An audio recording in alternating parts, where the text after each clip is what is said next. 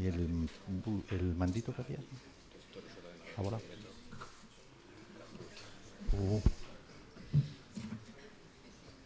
Gracias. Bueno, buenas tardes. En primer lugar, agradeceros a todos vuestra presencia aquí, agradecer la amable invitación de Belén Roch y Juanjo Pérez para participar.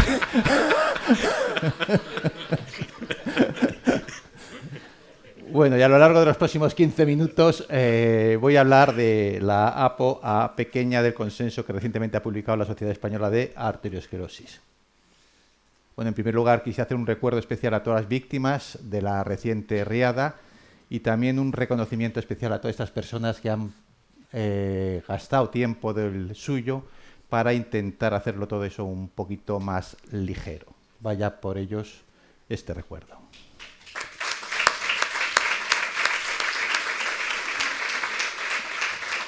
Bueno, y volvemos a la cruda realidad. Este verano salió publicada el consenso sobre la lipoproteína A de la Sociedad Española de Arteriosclerosis, dirigido por el doctor profesor Javier Delgado, y como podéis ver, en poquísimo tiempo pues ha tenido casi 28.000 visitas y ya tiene una citación, por lo tanto ha levantado un interés importante. A lo largo de estos próximos 15 minutos voy a pasar de manera rápida por algunos de los puntos que he considerado especialmente interesantes para que os hagáis una idea de qué va el consenso, pero vamos, lo importante es que lo leáis. Bueno, esta es la protagonista de nuestro consenso, la lipoproteína A, que como todos sabéis es una molécula de colesterol LDL a la que se le ha unido un rabito, que es la apolipoproteína A pequeña. La apolipoproteína pequeña tiene un tamaño variable según la cantidad de las subunidades que tenga del Kringle 4,2 y cuanto más larga es la cadena de ApoA pequeña, menor es la concentración en sangre. Esa sería la típica idea, la típica pregunta que una mente patológica pondría a los asistentes a un curso de factores de riesgo. Por tanto, cuanto más larga es la cadena, menos concentración, cuanto más pequeña es la cadena, mayor concentración. ¿Por qué es patogénica o qué mecanismos patogénicos tiene la LPA pequeña? Pues tiene por 3 mecanismos diferentes. Es aterogénica por la LDL, es protrombótica por la ApoA pequeña, que tiene una similitud al plasminógeno, y además transporta un montón de fosfolípidos oxidados, por lo tanto es proinflamatoria. Bien, aproximadamente entre el 80 y el 90% de la concentración de LPA se debe a los genes. Por tanto, ahí podemos hacer muy poquito. Los genes hacen que produzcas más o menos LPA y, por lo tanto, tu concentración va a ser más o menos elevada. Se considera elevado cuando tenemos una LPA por encima de 50. Más de 50, LPA elevada. Y aproximadamente lo tiene 1 de cada 4 personas de esta sala. O sea, 1 de cada 4 tenemos una LPA elevada y 1 de cada 100 tiene una LPA de mayor a 180 que tendría un riesgo cardiovascular similar a un paciente con hipercolesterolemia familiar heterocigota. Por lo tanto, un LPA de más de 180 sería un muy alto riesgo. Hay factores habituales que pasan en la vida de las personas, como el embarazo, que puede aumentar la LPA. También hay enfermedades como el hipotiroidismo, el síndrome nefrótico o cualquier enfermedad inflamatoria que pueda aumentar la LPA. Y también hay fármacos, como por ejemplo los inhibidores de la proteasa, que también pueden aumentar la LPA. Generalmente estas variaciones suelen ser chiquitas, pequeñas, salvo en el caso del síndrome nefrótico, que aumenta hasta 2 o 3 veces la concentración de LPA. Pero generalmente las variaciones de los diferentes factores exógenos suelen ser pequeñas. Bien, medición de la LPA. 2 tipos de unidades. Te la pueden dar en miligramos o te la pueden dar en nanomoles. Cuando nos están dando la unidad en miligramos de decilitro, nos está midiendo la masa del total de masa de la partícula de LPA. Cuando nos la están dando en nanomoles, nos están dando el número de moléculas de LPA. ¿Vale? Generalmente se recomienda más dártela en nanomoles, pero cada uno la recibe como la recibe. ¿Se puede? No se puede. Se hace, aunque no se debe, intercambiar de masa a número de moléculas. Para ello, si multiplicamos los miligramos por 2 o 2,5, nos da aproximadamente los nanomoles litro. Esto lo hacemos todos, pero no es conveniente porque la conversión es poco exacta, sobre todo con las concentraciones bajas, muy bajas o muy altas. Bien, respecto al riesgo cardiovascular, hay una relación directa entre la concentración de LPA y el riesgo de enfermedad cardiovascular. Clarísimo. La LPA elevada se asocia a cardiopatía isquémica, se asocia a ictus isquémico, se asocia a enfermedad arterial periférica, se asocia a insuficiencia cardíaca, se asocia a mortalidad total y a mortalidad cardiovascular. Por lo tanto, un repóquer de riesgo cardiovascular. También la LPA elevada se asocia a un aumento del riesgo de estenosis aórtica. Y además tener una LPA elevada hace que la progresión de la estenosis aórtica sea mucho más rápida de la habitual. También se ha visto que en concentraciones muy bajas de LPA se asocia a un aumento del riesgo de diabetes, cosa que no ocurre con las concentraciones medianas ni las concentraciones altas. Curiosamente, las concentraciones más bajitas son las que se asocian a un aumento del riesgo de diabetes, y no me preguntéis el por qué, porque yo creo que todavía nadie lo sabe, pero el caso que sale en varios estudios, sale de manera repetitiva que concentraciones muy bajas de LPA, un poco mayor de riesgo de diabetes. Esto preocupa un poco a los fármacos que van a venir ahora, porque si bajas mucho la LPA y aumenta el riesgo de diabetes, pues para mí parecería un poco como las estatinas, ¿no? Que bajando pero estás produciendo un pequeño daño por otro lado. Bien, ¿a quién debemos pedir la LPA? Primero, ¿quién puede pedir la LPA de esta sala? Levantar la mano. Vale. Bien. ¿A quién debemos pedir? Pues hay un montón de consensos de todos los países, comunidades, sociedades, en las que cada uno da una serie de posibilidades. Por ejemplo, historia familiar de enfermedad cardiovascular precoz o un familiar de primer grado con LPA elevada, pues podría ser interesante pedir la LPA. A pacientes con enfermedad cardiovascular, fundamentalmente si es precoz, pacientes con estenosis aórtica, fundamentalmente si son menores de 65 años, o hipercolesterolémicos familiares, también es interesante medir la LPA. Aquellos pacientes con pobre respuesta a estatinas, probablemente es, si es que se toma la medicación, porque tiene mucha LPA y la LPA no baja con las estatinas. Por lo tanto, otra posibilidad. Luego también puede ser interesante para valorar el riesgo cardiovascular en pacientes, especialmente los que están en un riesgo intermedio. Pero al final, lo que recomienda este consenso, y cada vez recomienda más gente, es que todos tengamos al menos una vez en la vida una determinación de LPA. Coincidiendo con un perfil lipídico, con lo que sea, que todos tengamos una vez por lo menos, y tenemos la seguridad que va a variar poco a lo largo de la vida. Por eso, con una sola determinación vale. Bien, como ya hemos comentado, la LPA a medida que aumenta el riesgo cardiovascular. Claramente sí, para cualquier nivel de riesgo basal que tengamos. Por ejemplo, si tenemos un paciente que tiene un riesgo estimado del 10% y tiene una LPA de 50, su riesgo cardiovascular ha aumentado un 4% más del que habíamos estimado. Si tiene una LPA de 100, su riesgo cardiovascular se ha duplicado respecto al que habíamos estimado. Si tiene una LPA de 150, su riesgo cardiovascular se ha triplicado.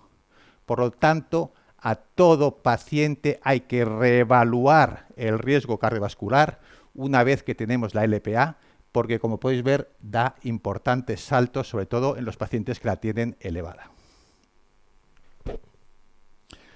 Por eso, intentando facilitar nuestra labor, en el consenso hemos hecho esta tablita, que puede ser para funcionar por casa, pues viene bien. A los que tienen la LPA por debajo de 50, pues nada, el riesgo asociado a la LPA pequeño tampoco nos importa nada. Aquellos que tienen entre 50 y 100 miligramos, más o menos, el riesgo asociado a la LPA y su riesgo vascular estimado por SCORE, tendríamos que multiplicarlo por 1,5. Si esa LPA está entre 100 y 200, su riesgo habría que multiplicarlo por 2. Y si esa LPA está por encima de 200 miligramos decilitro, el riesgo asociado a la LPA es muy alto y el riesgo que hemos calculado por el SCORE habría que multiplicarlo por 3.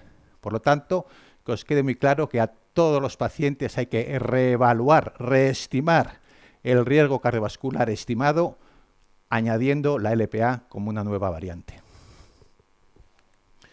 También existe una página web que está muy bien, en la www.lpaclinicalguidance.com, en el que nos va a estimar el riesgo cardiovascular. Podemos ponerlo para 10 años, para 20 años o de por vida, metiendo los factores de riesgo clásico, y luego podemos añadir la LPA.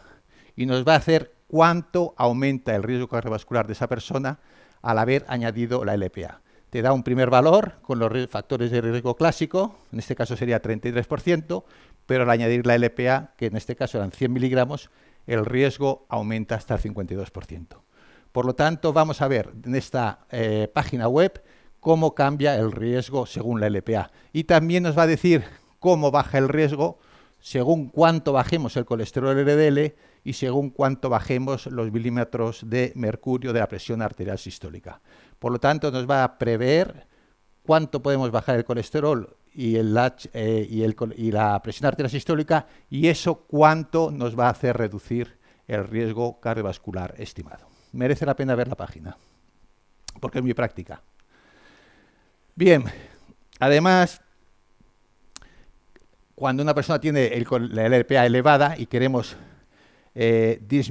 mitigar ese riesgo cardiovascular añadido, podemos intentar hacerlo bajando más la LDL. Por ejemplo, en este paciente que tiene una LPA de 100 miligramos, si tuviera 30 años, bajándole 30 miligramos, estaríamos mitigando todo el daño que podía producir la LPA en cuanto a riesgo vascular. Si tuviera 60 años, habría que bajárselo 57 miligramos extras de descenso del colesterol LDL, además del que íbamos a hacer según el objetivo terapéutico que le tocaba. Por lo tanto, con esa tabla, que la podéis ver allí en el consenso, te puede decir cuánto más tengo que bajar el colesterol LDL para intentar mitigar el efecto de esa LPA elevada. Bien, ¿y qué hacemos actualmente con un paciente que tiene la lipoproteína elevada? Pues primero, intentar ver que no tenga una causa externa que por enfermedad o por fármaco la aumente. En segundo, reevaluar el riesgo, muy importante. Tercero, tratar lo mejor posible los factores de riesgo que sí podemos tratar.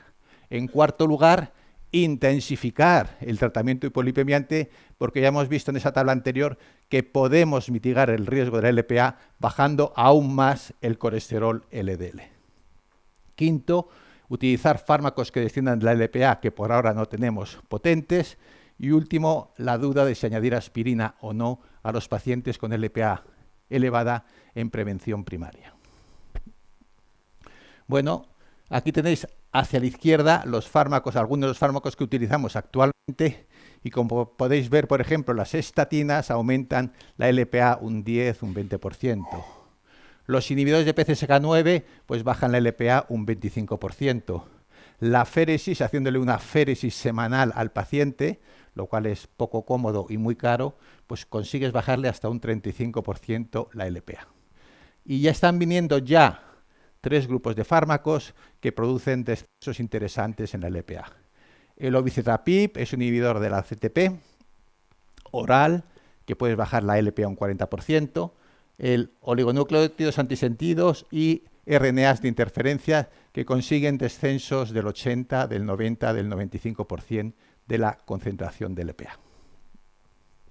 Actualmente, el más avanzado es el oligonucleótido antisentido de Novartis, que produce descensos del 80% con una inyección subcutánea cada 4 semanas.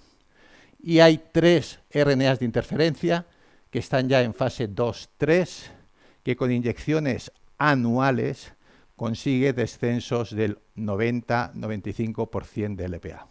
Y luego hay también una molécula, el mubalaplim, que es un fármaco oral que impide la unión de la LDL con la cadena de ApoA pequeña. No produciéndose la unión, por lo tanto no se produce la LPA pequeña. Pues este fármaco oral consigue descensos del 65% de la concentración de LPA. Por lo tanto, en muy poquito tiempo vamos a tener fármacos muy eficaces para disminuir la LPA y esperemos que también disminuyan de paso el riesgo cardiovascular. Última diapositiva. Aspirina.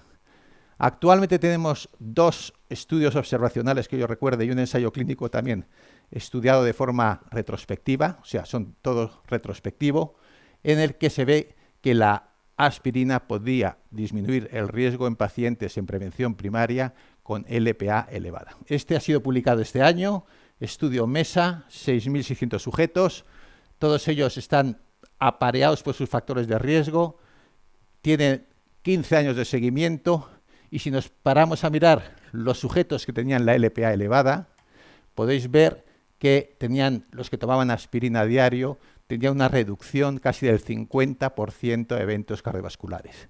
Mientras que los sujetos que tenían la LPA bajita, pues les daba igual que tomaran o no tomara aspirina. Por lo tanto, tenemos datos indirectos por ahora de estudios retrospectivos observacionales en los que la aspirina podría estar bien para reducir el riesgo cardiovascular en los pacientes con LPA elevada en prevención primaria. Y acabo. Conclusiones. La LPA elevada aumenta el riesgo de enfermedad cardiovascular y de estenosis aórtica. El gen de la LPA explica el 80 al 90% de la concentración. Es recomendable entre las 2 medidas usar los nanomoles, pero si la de miligramos te la hacen bien, bienvenida sea. Se debe medir la LPA en toda la población al menos una vez en la vida. Se debe a todo paciente que tengamos la LPA elevada reevaluar el riesgo cardiovascular. Ante una LPA elevada debemos optimizar el tratamiento de los factores de riesgo que podemos tratar e intensificar el tratamiento hipolipemiante. La aspirina, pues ahí sigue todavía en el aire, dudosa. Y luego sabed que están llegando fármacos muy potentes y de muy cómoda posología para bajar de manera muy intensa la LPA. Lo que nos falta saber es si esa bajada se asocia también a disminución de eventos cardiovasculares, que todavía no lo sabemos. Y es todo. Muchas gracias a todos.